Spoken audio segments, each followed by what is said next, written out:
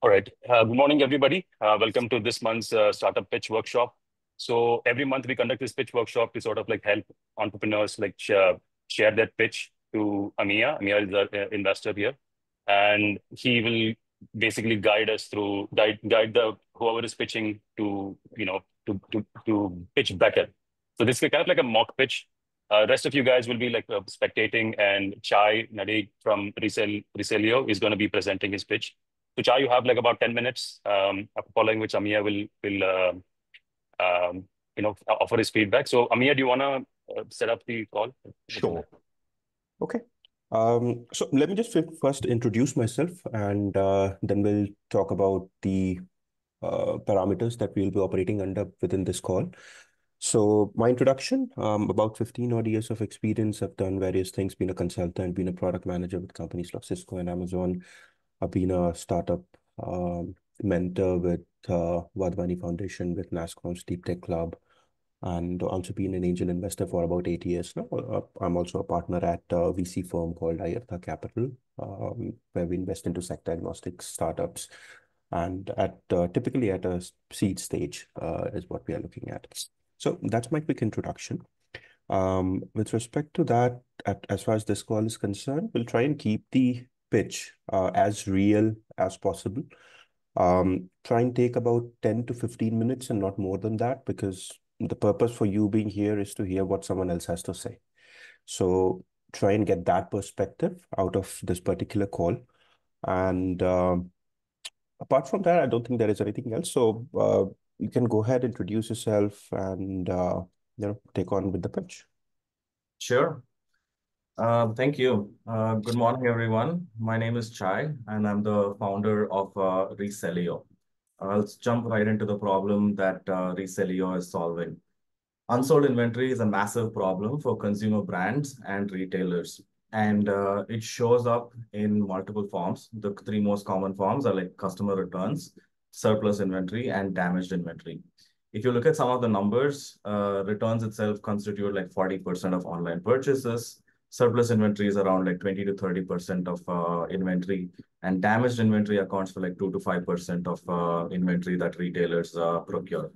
And the numbers speak for the size of the problem, which is in billions. The solution for that, which Reselleo offers, is a marketplace for branded inventory at good discounts. So the benefits of such a marketplace is that it offers branded D2C and B2B and P2P sales for retailers and brands. A marketplace like this will also allow retailers to get pricing and discount recommendations, allowing them to move their inventory as quickly as possible. It's quite likely that some inventory needs to be discounted more than others at a certain point of time, and that those recommendations today are very manual. Sorry, those settings today are very manual, and a platform like this will allow retailers to automate those recommendations. Returns management is another thing which a platform like this can handle, which will cut off the returns that are being sent back to retailers, reducing their operational costs. And in addition, if the inventory is like highly damaged, sustainable recycling options is also something that a marketplace like this could offer retailers. So Reselleo, while it's a marketplace for branded inventory at discounts, is a one-stop shop for retailers and brands to handle anything that is unsold for them. The product, here are some screenshots about the product and why consumers might actually want to use this. First thing, it offers branded resales. So the brand actually gets to promote themselves on this marketplace, increasing the loyalty that the consumers might have for them. At the same time, consumers get the transparency as to why the items are highly discounted. To give you an example, if I'm a huge Nike fan, and I want to buy Nike sneakers, which are like, I don't know, 15,000 rupees. And I go to Reselleo and I see that there's a pair of Nike shoes available, but the only thing that's wrong with it is a missing lace. I might be willing to pay 2,000 rupees at a highly discounted rate and get those pair of shoes. The same thing could apply even if it's inventory that is missing tags, which another customer had returned only because they didn't like the color. Let me talk a little bit about the market size. if we just look at the surplus inventory, it's a 758 billion dollar TAM. And if you look at just the Indian market, which is the Indian market size for surplus inventory is around 300 million, which is just 1%. Sorry, the Indian market for surplus inventory is 30 billion, but my SOM, I'm assuming, is like 1%, which comes up to around like 300 million. The resale market in India is growing at a rate of 13.04 CAGR, and 1% of the Indian market comes up to around like 30 million US dollars. So here's a little more definition about what the product is. Reselleo is a platform.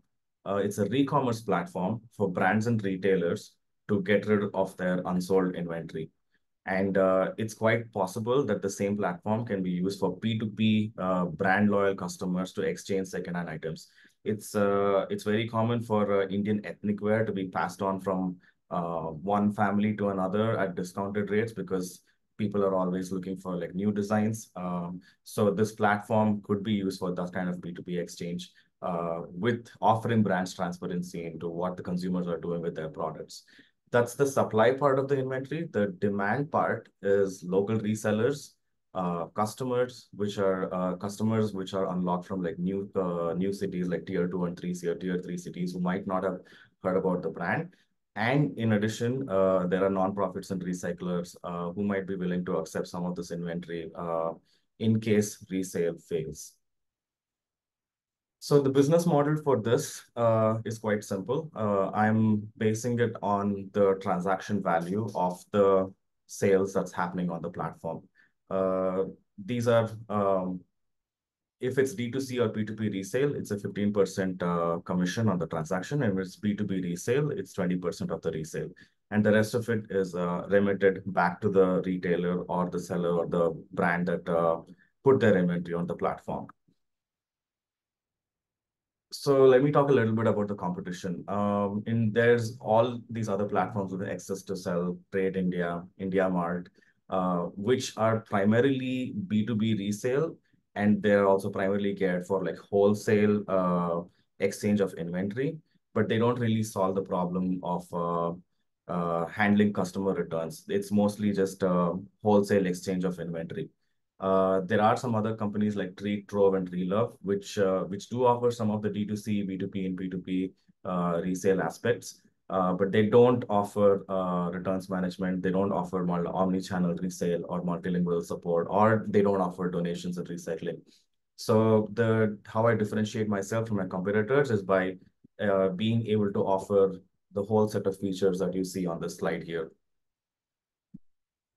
The value proposition, I think I've covered this, but this is a little more in detail. It's branded resale for D2C, B2B, and P2B. And the main thing to note here is that it increases customer loyalty, and it also increases revenue recovery for the brands that are selling their unsold inventory on this platform. My go-to market strategy involves first partnering with Shopify D2C brands, primarily apparel, because apparel is the most commonly shopped category of items, and activate consumers from tier 2 and tier 3 cities. And eventually, once there's an activated marketplace, I want to talk to enterprise brands and try to activate apparel and electronics. So consumers who are tier 1 cities are enticed to now shop for like large brands at highly discounted price. And I'm also talking to brands that are liquidating who have an immediate need to get rid of their unsold inventory and who are more likely to give better discounts for their products. The progress so far includes working with my first client who's liquidating their office furniture. I'm also trying to onboard an apparel retailer to sell some of their inventory on the marketplace. I did a soft launch on WhatsApp Business with the home office furniture, which is a screenshot that you see on the right.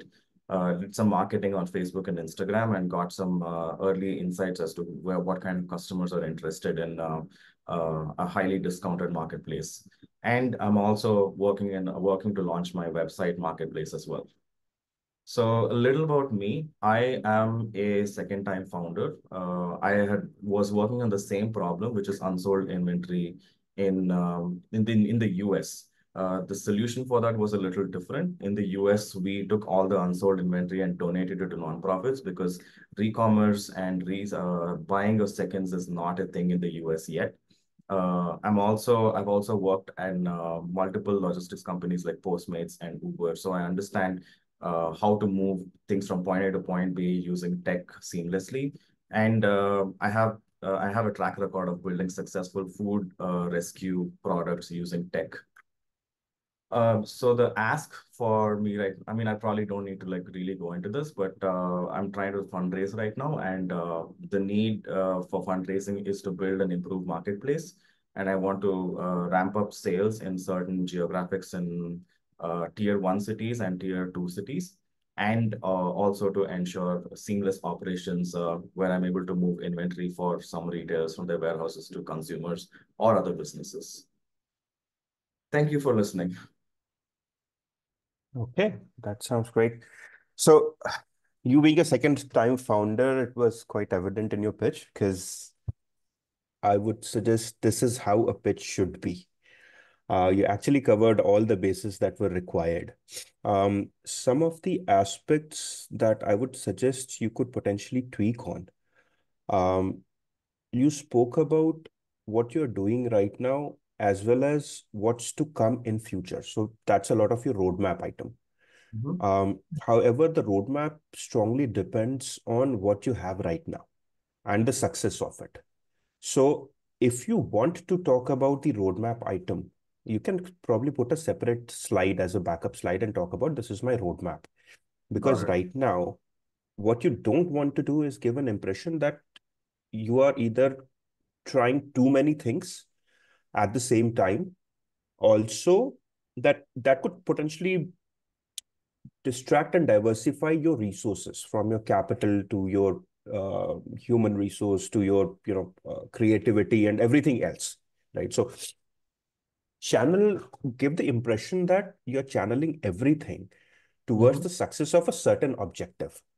Got And it. if that objective gets to a certain threshold, then you would be moving on to a certain other aspect, which could potentially be enabled because from the tech perspective, a lot doesn't change. The UI UX of it may be a bit different, right? So, so from your problem statement, it's certainly valid. There is a big, huge open market that is out there. Now, if you go back to let's go slide by slide now. So, okay, so this particular problem, this is a very nice representation. This is absolutely perfect. You have quantified, you have made sure that people have an understanding of the impact of the problem along with the problem. That is a very well done slide. Okay, next one, please. Okay, so with respect to this particular thing, the solution that you're offering, the point that I was mentioning earlier, your D2C, B2B, and P2P. Out of this, what are you doing right now?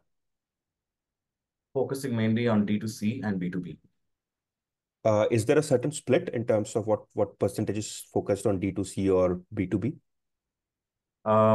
Okay, let me rephrase that. So I think with the WhatsApp business and with the online marketplace that I'm currently launching, immediately I want to focus on D2C because I'm trying to solve the problem immediately for the furniture brand.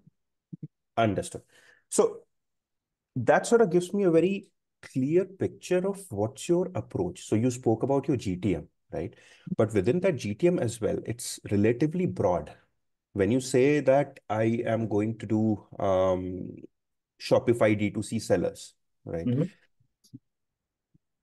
Your immediate next step in action is that you want to solve this for a furniture company that is liquidating, right? So bring that out in your conversation and emphasize on that as well, because that gives me a perspective that you're not just at an idea stage. There is something that can potentially manifest in the next 3 months. Got it. Right. So that helps me establish that there are actual real buyers out there who have already engaged you, may or may not have employed your services just yet, but they have already engaged with you. And that's a very powerful notion to put inside of anybody's mind. So you want people to think that there is interest and real interest. See, if you lie at this point of time and say that I'm speaking to 10 particular, the next call, even if that gets set up, they will ask you the name of the 10 people that you're talking to. Right. Yeah. And then there is a lot of due diligence that happens. So Yeah. your LOIs, your POs, your whatever it is that contractual that you have with all of these guys, that is Mm-hmm. going to get called in as a part of your data room, Mm-hmm. Yeah. right? So That you makes don't want to be at that stage where you have to manufacture information. But when you have real information, yeah. that can lay an impression in someone's mind to say that, okay, this is something valid and people are really doing it, then you Mm-hmm. should highlight that, Got it. right? So with respect to this particular line item, Mm-hmm. maybe just rephrase it to say that current focus D2C, solving for a furniture brand right now. Parallelly, looking to expand to B2B, roadmap, P2P. Got it. That Okay. could be a representation that could work for you, Okay. Yeah, right? that makes sense. Yes. So, okay, this is fine. So, pricing and discount recommendations, how does this work exactly? This will be driven by the data that I would get access to from, like, say, a Shopify brand. Like, if through Shopify it's easy to know all the sales for every SKU, and using that it's possible to determine when a specific SKU was had more sales versus when it was actually stagnating. And using that, it's quite possible to actually recommend that you have to, like, give an offer a discount on this specific SKU so that it moves faster or lesser, moves slower if it is like in a high demand kind of a thing. Let's take a real example and talk specifics right Mm-hmm. now. So that, see, the reason for this question is to understand the depth of the solution and the Right. impact of the solution, Mm-hmm. right? So when someone is asking this kind of question, like, how do you do this? What they want to know is actually the details. You have to talk about the metrics that I'm measuring this basis, whether this is going north or south or the percentage of movement within that particular metric. I would be able to derive XYZ things, Got it. right? So keep it as real, metric driven, data driven as possible, because then I don't have a impression that this is something that is work in progress, but I Mm-hmm. actually get the impression that you know which metrics to track and how to actually derive this and get this out. Okay. So let's take a real example and keep it specific to what is it that you're tracking and how you're moving forward with it. So, in full honesty, the pricing and discount recommendation is not going to be my immediate focus. But I understand that it is a problem that retailers face because they don't know what discount to offer. I mean, so having talked to a few different data analysts and having talked to a few different retailers, like, I've understood that they need this problem solved where they need to know how much discount to offer. But you're right, I don't have the Yeah. metrics as to, or I don't have the data, or I don't have the implementation as to how I'm going to be build that data model to give them that recommendation. Yeah. So I sort of sense that anyway. Mhm. That's why I wanted to sort of give you a perspective that when you're putting these details out there, right, Right. make sure that it is real. Okay. You are here to raise money right now, not 6 months down the line. Mm-hmm. So if what you are saying here is not real as of now and is going to be real in 6 months, then come back and talk to me in 6 months, Okay. right? So everything that you're, see, this particular solution slide is about story. Mm-hmm. So as important as it is to clearly showcase that whatever you are putting in here is real, you Mm-hmm. can also utilize roadmap slides or narratives or representations to say that I know this is also a problem which we intend to solve. So one of those things you could potentially have is a timeline slide, Okay. right? That would also give you a tool to depict Mm-hmm. what is it that you're doing right now and when is it that you're trying to target your pricing and discount recommendation. Essentially build a model, a recommendation model with respect to pricing and discount, Mm-hmm. right? So that timeline slide would actually give anybody a very good view of when you intend to do it. So this question can immediately be avoided. And the uncertainty that is created when someone asks you this question and you are not able to give a specific answer, right? So there is an uncertainty and a doubt that gets created, that why do I have it here when you're not going to launch it here right now? Right. Yeah. So that sort of gets taken care of before someone gets into it. Mm-hmm. And, Yeah. and same thing with returns management, I'm guessing as well. No, returns management is that is more realistic. Like I have more experience with that. Like it's quite possible to build tech solutions to avoid returns from going back to a retail. So let's look at the wordings that you used. Mm-hmm. That is more realistic, quite possible, and that you have had experience. But Mm-hmm. none of this reflects that it is there right now, Yes. right? Mm-hmm. So you have to be very careful in terms of how you're talking. It's a very easy thing to say, Mm-hmm. but it's a very, very difficult thing to implement. And most people will not understand the impact it will have, Mm-hmm. or how much control it takes to know what to say, when to say, why to say it, and Mm-hmm. the choice of wordings. But if you master just that particular aspect, you will be able to do a lot better in everything in life. Mm-hmm. So when we talk about returns management, is it live right now? Mm-hmm. That is the question. Yeah, got it. And I'm assuming it's not.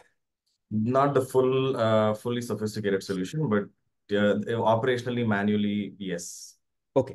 So again, these are some of those things that you have to make sure that the other person understands in your solution as well. Because then the next question is when, and again, this is just a couple of points of deep dive, sort of a mini deep dive, if you will. Mm-hmm. But what I understand is that you have a platform where listing can be done, Mm-hmm. right? But apart from that, and someone, let's say you put it on App Store or Play Store or wherever, and users can potentially come download your app and look at this particular thing, right? So what is missing even right now in your solution is a picture of what your customer journey is going to look like, Mm-hmm. right? So you have shown an app. I'm assuming that it's an app that people will be downloading and using, Mm-hmm. but all they will be able to see is the listing. So SKUs and catalog and all of those things is what you're doing. So Mm-hmm. essentially, it just becomes uh and pardon me for this saying this, but I don't have a better example. It's a simplified version of Shopify with a different objective, Yes, correct. Yes. right? Now, the rest of the points, your pricing, discount recommendation, return management, sustainable, all of these are roadmap. Some could be a month down the line when you would have it properly ready. Another one could be 3 months. Another one could be 2 years. Mm-hmm. But what you have right now is just a simplified version of Shopify where you are just allowing people to list. And I'm assuming you do not have the features and the capability to say that you just import the pictures. What is this SKU? And I will create so essentially utilizing your AI and all of those models to say Mm-hmm. that here's a product featuring, here is a description, here is the top tags and keywords. You do not have all of these things. Is that correct assumption? Yeah, that is a correct assumption. Yes. Okay. Now that puts you in a very precarious situation Mm-hmm. because there are so many platforms out there right now who are trying to get into this similar space, right? Who have already, and my company is pretty much already invested in one of those. Mm-hmm. So what happens is that they reach out to all of these people. And some of the really bigger brands. Mm-hmm. Um, your B2B aspect of going out there and leveraging big enterprise clients, Mm-hmm. already doing it. Okay. Mm-hmm. And I didn't see that in your competitive slide anyway. So the competitive slide is indicative, but when you actually go out and do a lot of market research, you'll see there is a lot more that is out there, a lot more. And every sector, I'm probably 100% confident that there are 10 more companies that are out there trying to do similar things, right? Right. Similar thing as in core, not the business objective, but the core transaction, which is list, sell.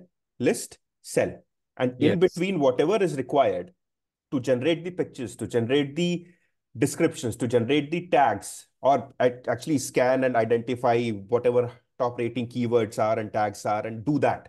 So make the life of anybody else who's doing it so much easier to say that let me integrate with your ERP, and then I will just import XYZ, generate everything, list everything, auto list everything for you. Mm-hmm. So there are so many companies out there that are doing that right now. All Right. they need to do is repurpose with an Mm-hmm. objective to resell rather than sell. Correct. There are Yeah. so many businesses that are still mainly driven offline. They're 80% of the revenue, 70% of the revenue could potentially be coming from offline businesses. And they Mm-hmm. understand the power of D2C, QC, and all of those things. Mm-hmm. But they want to come online and utilize that. And Mm-hmm. a lot of these companies are doing that already. Right. So how would you actually compete? Now, when I say how would you actually compete, it's as much about your readiness right now when you're looking to raise funds, Mm-hmm. not just not 2 years down the line, right? Mm-hmm. Why? And one of these things that I say in every call, think about it this way. If you're asking for 150K and I have 150K, the question for me is that I have heard you today, and maybe within one day, I'll probably hear three more. Within a week, I've probably heard about 25, 30 companies. Mm-hmm. Do you stand out in those 30 companies for me to put that 150K? That Mm-hmm. is the question. So and that's why you'll see that a lot of VCs, angel investors, or anybody who's got the money, who's willing to put in the money, they'll ask you to come back and talk to them in 3 months, 6 months, whatever, right? And it's a lot of times it's genuine because right now I can't make the decision to put that 150K into your company because Mm-hmm. you do not stand out within that pool of 30 companies that I've seen probably in 1 week, Mm-hmm. right? But I'm seeing a potential to say that maybe 6 months down the line, if you have done something, you can come back and showcase it to me. And then I might be able to make up my mind better based on what I see and the data that I get to say that, Mm-hmm. okay, now you have a better probability of standing out within those 30 companies that I am willing to put, let's say, a 500K. Right. Okay. So as a founder, we tend to You, think in a very linear manner, or very focused manner to say that product, company, market, problem. But the moment, if you are not thinking bootstrapped and you're thinking, I will raise money, then you are introducing another variable. And that variable is, will the other person invest in me and has the desire, motivation, and intent to invest in me more than anybody else who's out there? mm-hmm. And that's a very big variable that sort of dissuades founders and gets the notion that VCs don't understand. But VCs actually look at 50 companies in a day or in a week. I could potentially be looking at 100 companies a month, and I have a monthly allocation. Let's just say that I have a monthly allocation of 500K. I have to look at 100 companies and say that which one says that I am ready and I just need this money and everything else is sorted and nobody else can catch up with me for the next 1 year. Right. Right. So, So can you tell of the companies that stand out, are you saying they stand out because they have a more ready product and more traction? they do. Yes. Now that depends on the stage. So you are at a pre-seed stage, right? You haven't generated any revenue and all of that. Mm-hmm. Now at this particular stage, there are two things that become very, very prominent. Mm-hmm. One, your idea. And what kind of story you can tell me? And I'm talking about from your point of view, right? What kind of story you can tell me that would give me the confidence, reduce my fear, uncertainty, and doubt, and say that this is good. Mm-hmm. Like the first time you would tell anybody who's not had this lens of dissecting things further, and you tell Mm-hmm. them that there is such a big market and there is so much that we could potentially do. Even Mm-hmm. people here would, when they heard your pitch, they'd be like, amazing idea. This could really fly, Mm-hmm. right? But then you start dissecting, and then you realize that there is a lot that needs to be done. Mm-hmm. How a user journey can be simplified, how easy is it for people to come up and list and make sure they can do XYZ things, right? And I'm still just talking about at your end, not even talking about the GTM and the marketing and your actual WhatsApp business and their conversion and the ROIs and the ROS and all of those things. Mm-hmm. This is still what is in your control, because once you go out into the market and start your marketing exercise, then it's not in your control. You would only be relying on what comes back as data, and then you would have to define your ABs and try and figure out how to come back and look at that particular data point, analyze your campaigns and tweak and modify your campaigns and go back out there in the market and try and get something done. Right. Yeah. Right. So that's still a lot of hard work, and that can take anything between 3 months, 6 months, 1 year, nobody knows. Yeah. But this is in your control, The story the is in piece my, that I'm talking about. yeah. And how ready are you with things that are in your control? Right. And when I'm looking at my experience, just this past 1 year, I can tell you I've spoken to 10 companies who are doing the same thing. Mhm. Right. So your readiness is extremely important. So your story, who are you looking to target? Even as a VC. VC is a customer, Mm-hmm. right? A customer who you are selling a piece of the company for a certain amount of money. Right. So I need to have the confidence. It's just think like a VC, like a customer, right? Why would a customer, what's their motivation? What's their intent? What's their desire? What's their fear, right? Mm-hmm. And then approach this particular thing, and put yourself in VC shoes and ask yourself, like, would someone who has seen maybe 5 companies this particular year and maybe have given commitments to 5 companies to say that come and talk to me in 6 months' time, would someone like that be interested in investing in me at a point where all I have is a version where people list and then I do something to sell it? And we'll Right. talk about that something. Mm-hmm. But the user piece of it, maybe you could just simplify that, or really work on that a little bit, right? Not a little bit, but a lot actually. Because what you don't want is the target that you have, right? People who are liquidating, they don't want to put in a lot of effort. They're Right. already highly stressed. So you look at the persona that you're targeting here. They're highly Mm-hmm. stressed people. They're already very, very down and low and whatnot. And they're just trying to figure out how to scrape by and do something. Mm-hmm. And you go to them and it becomes a very difficult conversation for them. Right. So how do you simplify that? You just tell them that, okay, give me access to this and the rest I will take care of. Right. Now, that's a very powerful thing to say versus saying that I need an entire list of SKUs, I need your descriptions, I need the tags that you're targeting and whatnot. Right. Yeah. So your Shopify example as well, and this is a real example that I was talking about. Let's just take a furniture company. Your Mm-hmm. Shopify example as well. Liquidation exercise barring that, let's just say active companies, Mm-hmm. right? How simple is it for them to actually say that, okay, let's look at our Shopify, let's look at Reselleo. Is there any integration that can happen that can give me the output that I want right now and become active on the platform immediately? Right? That's the stage where you want to be at. Yeah. That's the stage that would make me think that you are now ready. Yeah. That readiness, I mean, I will get once I have the app, Shopify app, but I don't have that right now. Okay, sure. Yeah, I mean, so that's the perspective that I want to put out there for you, and it's for you to evaluate. I mean, you can completely ignore this. You don't have to take anything into account.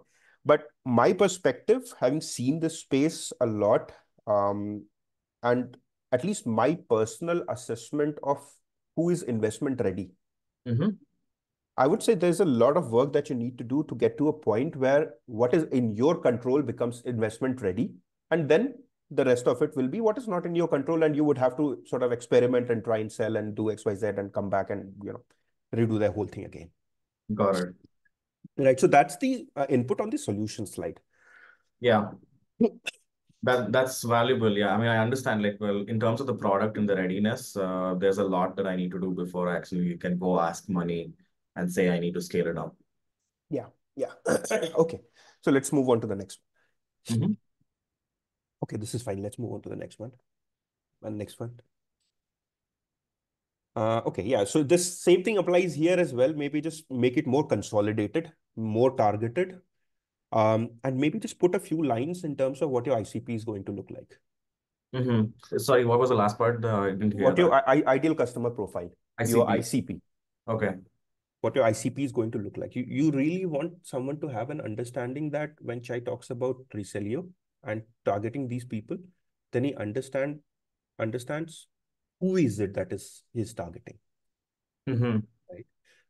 And a lot of times it helps to have a backup slide at least, which talks about the persona and ICP of your target market or your target user as such. So both your supply and demand side, you could have something built like that that could showcase your understanding much better. And then in the discussions like these, you could also go ahead and refine that, right? So try and incorporate that a little bit in your slides. But Got consolidation is certainly something that I would recommend. Just focus on something, and then sort of make sure that the other person understands your focus and Mhm. your understanding of what you are doing. Mhm. That comes out. Got it. Okay. Okay. Next slide, please.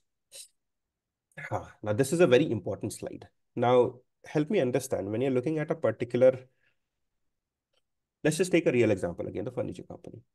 Mhm. When you say, I would assume they fall into this D2C, P2P resale option, right? Yes. Depending on who was the purchaser, yes. Okay, so you have to simplify that statement or make sure that your targeting is simpler, because what you don't want is me to be confused about a furniture company that is trying to sell a product. I understand that the furniture could be bought by a retail user. I understand that the furniture could be bought by a company who already has a retail warehouse and everything else, right?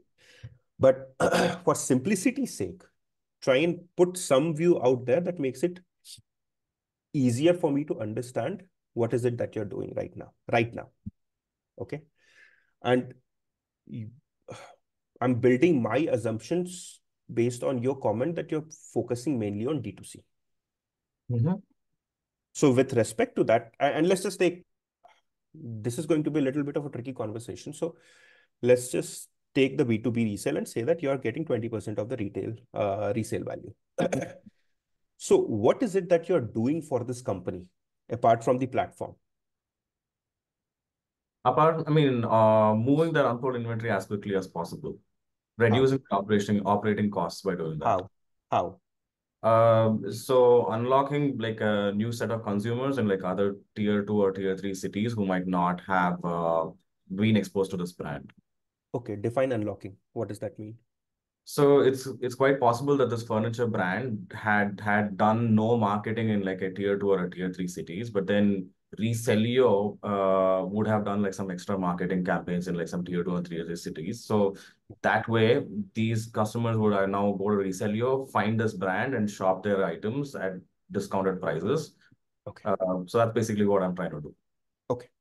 So the answer to the question is that you're actually taking care of the operations. You're actually taking care of the logistics. You're actually taking care of the marketing for this particular company. Okay. And that's where I want you to get a perspective that the answer that you're giving, it's a very long shot answer. What I want is a very consolidated answer that this is what pinpointed. This is what I'm doing. Operations, logistics, marketing. Right?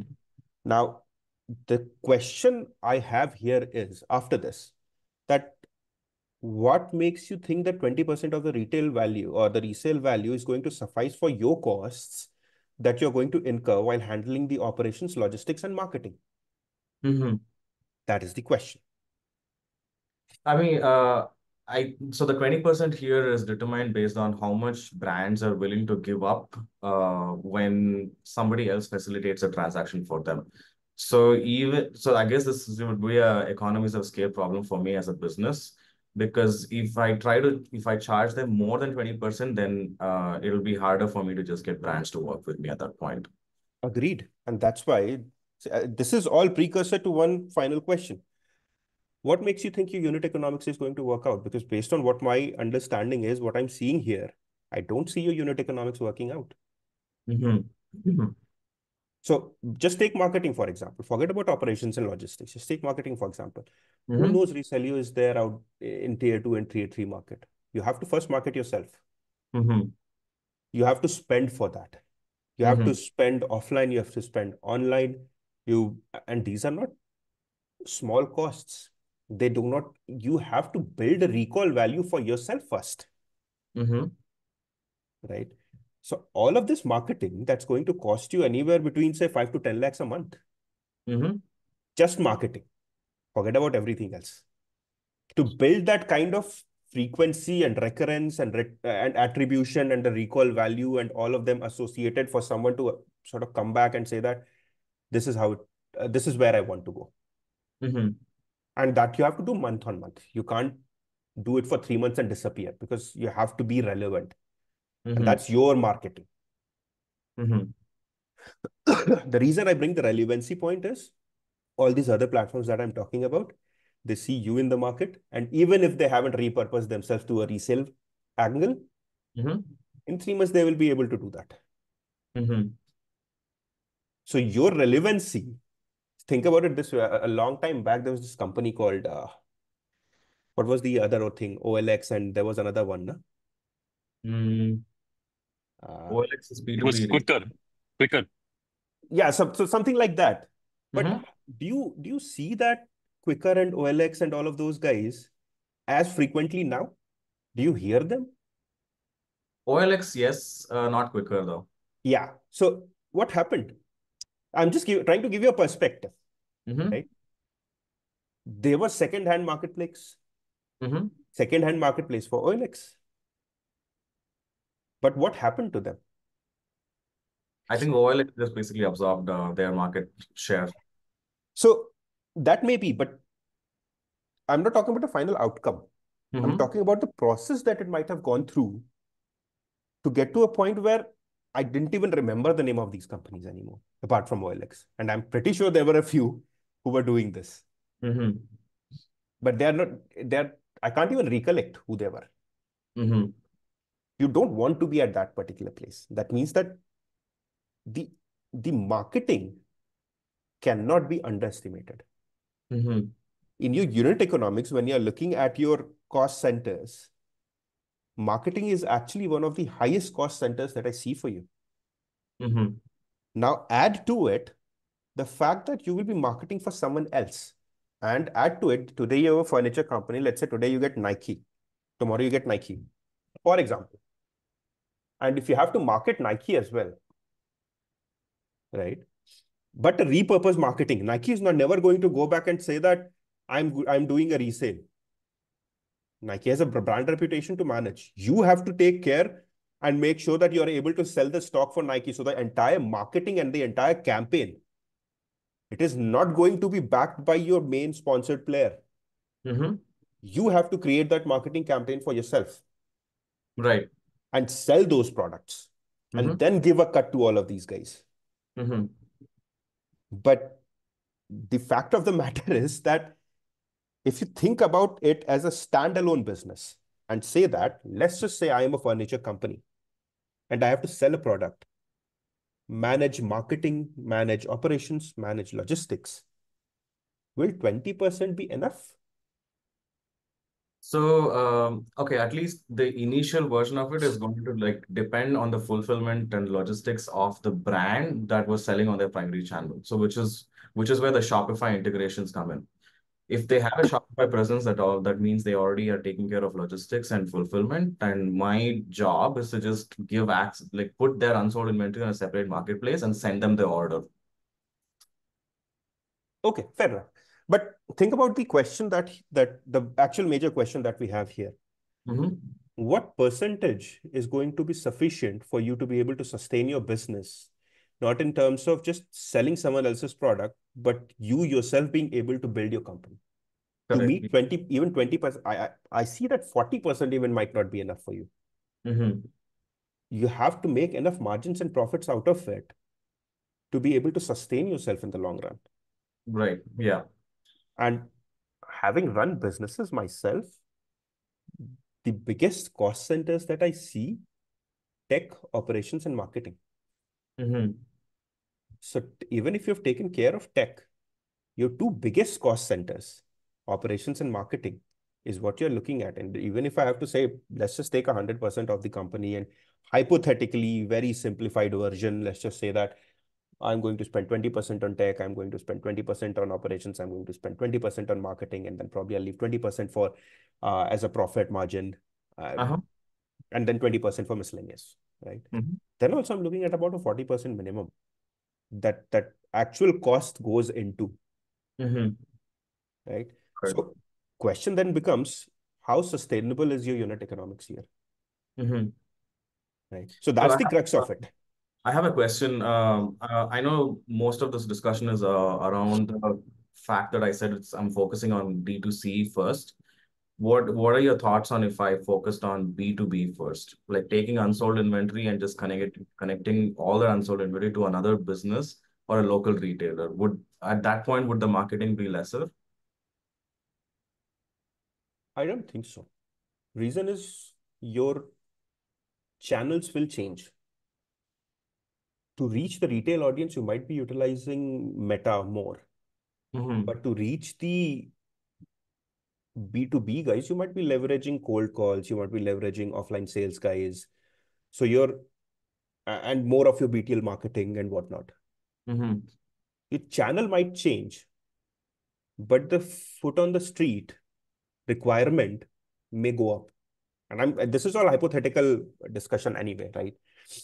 I can just give you my understanding of it based on this 2 minutes understanding. I don't, there might be deviations, it might come out less depending on how you optimize something and all of those things. But all those factors aside, or at a broader level, Mm-hmm. there's still a lot that you will need to do from a marketing perspective. Mm-hmm. So okay, let's just say for argument's sake, I say 20% when I'm 20% of the entire budget that I have, I'm looking at marketing, not 20%, say 15%.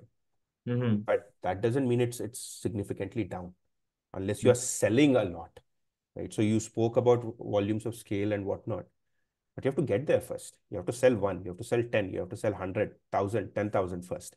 And the Right. scale that I don't know how you would define scale where you become sustainable, but there are so many denominations and steps before that that you have to go through and survive, then become that particular thing, right? Mm-hmm. So while as founders, we tend to think about the final end game and talk about a lot of different things that we have no understanding of because we don't know what it's going to look like. What you know is going to look like right now is how to sell one. Mm-hmm. Your solution needs to make sure everything that you're doing needs to make sure that you're able to sell one first. You're able to sell 10 first. You're able to sell 100 first. The rest of it, it just comes much later. And the bigger question is, will you even survive till then? Mm-hmm. Right? So think about that a little bit. Think about your unit economics. Think about your unit economics a lot because my understanding says that I'm not going to rely on this unit economics and think that it will ever become a sustainable business. Right. I mean, I guess it's too soon for me to It even is. It determine is. my unit economics. Like I'm trying to satisfy my first customer and client before I can determine what this number should be. Yeah. Yeah. No, I get that. I get that. And that's why I'm saying that give it a thought. I mean, again, Right. disclaimer, you don't have to take anything that I say seriously. Okay. But these It's are the very thought helpful what you're process. saying, though. Yeah. I mean, have I'm not here to say a doomsday declaration, Mm-hmm. but these are the kind of things that as a founder you have to foresee. These are the Right. kind of things that that will actually bring you down. I Mm-hmm. say it, I don't say it, it's not going to make any difference at the end of the day. It's all about your execution. Mm-hmm. No matter who says what, as long as you're able to execute and get the results that you desire to create a sustainable business, you will Mm-hmm. always be successful, no matter who says what. Mm-hmm. But to get to that, you have to be wary of these pitfalls, these common thought processes and mindsets that we tend to build for ourselves as a founder, right? Mm-hmm. We think about millions of dollars without having earned $10. Mm-hmm. So Yeah. first think about how to earn $10, Yes. right? Okay, so unit economics, just make sure that it's always at the back of your mind. Don't Okay. ignore that. Even with VC money, you will get into a cash burn business. whether it will become sustainable or not. Will someone like OLX repurpose itself? Whether someone like, I don't know, maybe even a Zepto can repurpose itself and become a resale kind Mm-hmm. of thing, right? They already have a warehouse, they already have an inventory, they already have the distribution. Yeah, Mm-hmm. get into resale. Yep. That's quite possible. Yes. So it's tough, uh, being a founder because you don't know what's going to come from where.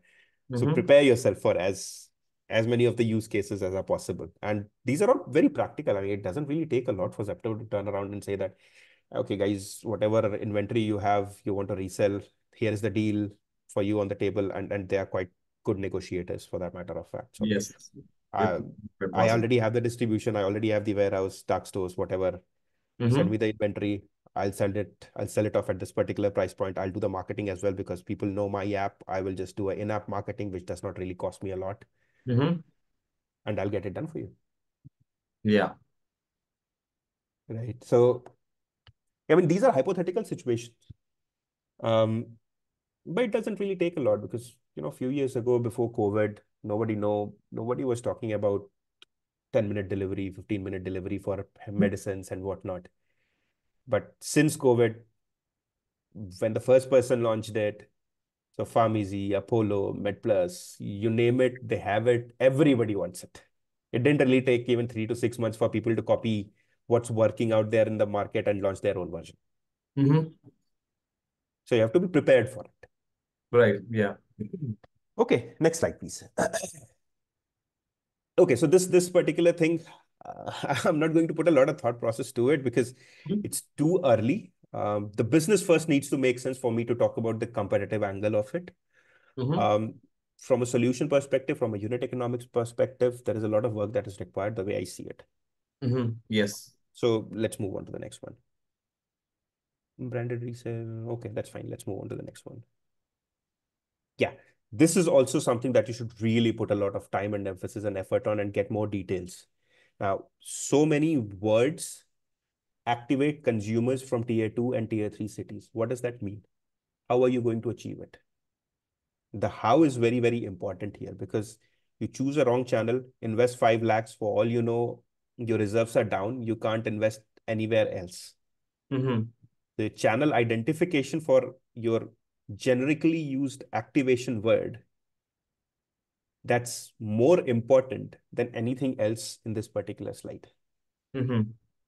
So, example, you go do hoardings and you go do flyers, you go do behind the auto rickshaw offline.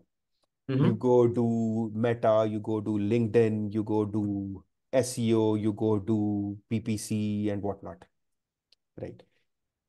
Now, not all of these are going to give you the same result. So Right. your ROI and ROS are going to be very, very different for all of these channels. Mm-hmm. And the fact that these need to be built over time. First time I see you, I might not have the requirement. I might not, your marketing campaign and content might not even attract me enough to say that let's try. Mm-hmm. So you have to create a sustainable runway for yourself, especially from a marketing campaign perspective. So when you do that, it will already be 3 to 6 months Mm-hmm. minimum. You spending across 8 different channels, and depending on your budget, see 50,000 rupees across each of these channels is really not going to achieve much. Mm-hmm. Maybe just the social media marketing, you might just get some eyeballs, viewerships, followers, and all of those things. But these are vanity metrics at the end of the day. Sure, they are important to a certain extent, but the conversion, whether it leads to that or not, that's the biggest question of them all. Right. So top of the funnel, sure, you should really look at top of the funnel, but what's the actual conversion that each of these channels is leading into? Mm-hmm. That's where you have to come in. That's Right. where your content has to come in, your campaigns have to come in, your identification of which channel is working out the best for me or not. Right. That's where all of those things will come in. Mm-hmm. And if you spend just 50,000 rupees across 8 different channels a month, you are burning, say, 4 lakh rupees. Mm-hmm. It will take, say, 3 to 6, let's just take for argument's sake, 6 months for you to build. So you've already burnt about 24, 30 lakhs in your marketing only, Mm-hmm. right? So you need that kind of capital in the first place to be able to spend across marketing for one brand, Mm-hmm. right?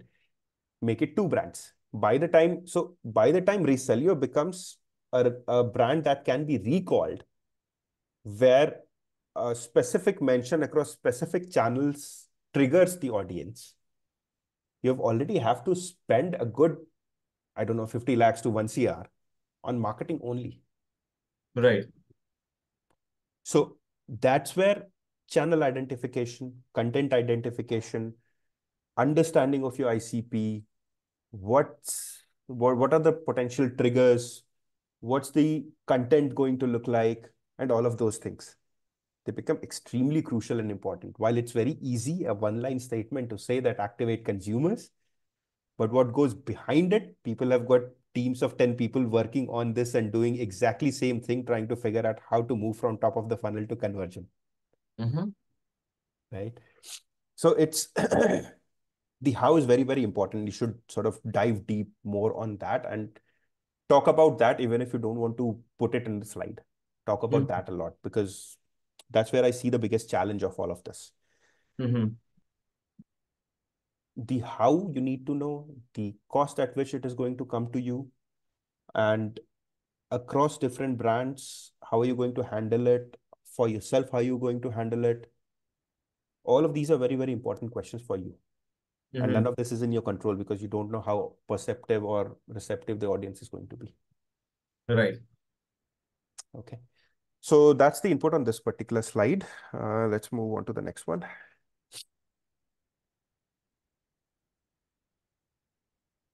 How much have you spent on marketing on Facebook and Instagram? 10,000. INR. Sorry? INR.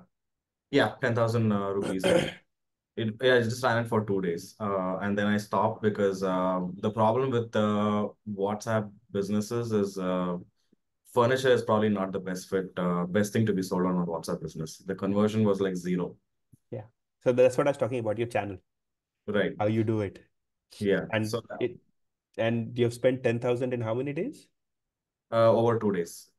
So, okay, I was underestimating 50,000 rupees Mhm. expenditure across one channel, right? So you see what I'm saying, right? You already have a little bit of data point to sort of link things through and Right. see how expensive this is going to be for you, Hmm. right?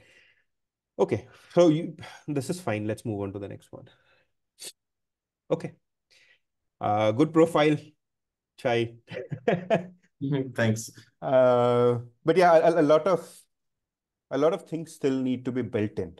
Things that are Hmm. in your control, not in your control, and what's not in your control specifically, how you account for that, especially in your economics. Hmm.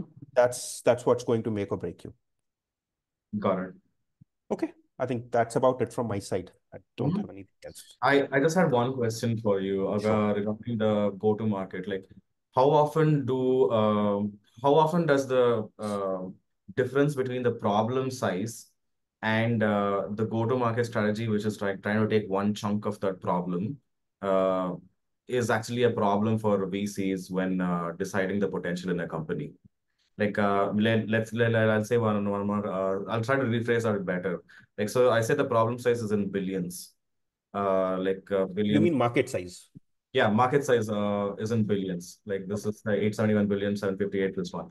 But then in my go-to-market strategy, I'm saying that I'm going to go after only Shopify D2C brands, which is probably not going to be as big as the market size. So does that disconnect usually scare VCs, or like do they see that as like a problem? No. In my experience, no. The Okay. reason I say that is all of what all of us, every founder puts in the market size, your TAM, SAM, and SOM, and all those definitions. Mm-hmm. As a VC, I know that you will never be able to get there. Mm-hmm. It's a very hypothetical number. Even if you put 300 million, what you don't put is how many years it will take you to get there. Right. But the important question is, see, there is at a pre-seed stage, the most important point is your understanding, clarity. Mm-hmm. and your execution. How much can you achieve with what clarity and how quickly? Right. And you will see backers out there when you have clarity, when you have storytelling, when you can convince people to say that I have already got this, now I want to go there. But if I can poke holes in your story about I have already got this, then it makes things very difficult for you to project where you can go. So that's where the preparation needs to be. The simplest example, Zepto. Do they have anything revolutionary built? No. But what they have done is built a system, built a process, built a distribution that is very difficult for people to, at least it was very difficult for people to even imagine that something like this could be as big. Right? They did not have anything specific or any tech, AI, ML, nothing. Simple business. Solve it for quick delivery. That's it. But I'm sure you have heard that within the past, 6-8 months, they have raised $1 billion or whatever. And even before they had the business, they were able to do a lot because there was, and I'm assuming, right? I haven't spoken to these guys, so I don't know, but I'm assuming that they had a certain level of clarity and a certain strength in their execution. Right. For them to be able to do all of what they have done within the span of time that they have done it. So that's what's required. I'm not looking at a market size or looking at 300 million. Yes, what will dissuade me is if you tell me that it's only a $2 billion overall market, then the market is not big enough now or even 10 years down the line. Even if you have clarity, execution, you do your best, you capture the entire 2 billion, then also it's not big enough. Right. That will certainly put me in a different position. The rest of it is all about execution and clarity. How well do you even understand what you're doing? Got it. Or your customers, or their problems, or how you're solving them? How quickly can you solve them? At what cost to yourself, to them? So all of these are very important, essential questions that need answers. And that understanding needs to be showcased. And not in generic terms, because this is something that a lot of us do quite often use very generic terms that, activation, this and that and whatnot. What does it mean? How you're going to do it? That stand out to me in so I listen to 30 companies a week. I see this a lot. People talk about, even if I have to go and I gave you 8 examples, right? But for your business, is there a 9th option? I don't know. You have to think about this. And is that 9th option the best option? So instead of talking to me about all of these 8 options, your story could be that I have explored this across all of these 8 options, but here is the 9th option, and this 9th option is going to give me a ROS of 15%. Right? Why? And what about the other options? I didn't get anything more than 4%. Now that stands out. That gives me the confidence that that, okay, this guy knows what he's doing. Right. So specifics are more important than generic mention of words that have very varied meaning. Right. So try and stay away from that. Sure, write it. I mean, it takes time to become more aware and experience and learn to utilize things differently. But then now that you are aware, at least in this call, I'm hoping that I've at least made an attempt to make you aware of these things. Try and sort of build on that and see what you make of it. Got it. Yeah. Okay. So I think that's about it. If you have any more questions, happy to answer. No, that was very helpful. Thank you so much. Sure. My pleasure.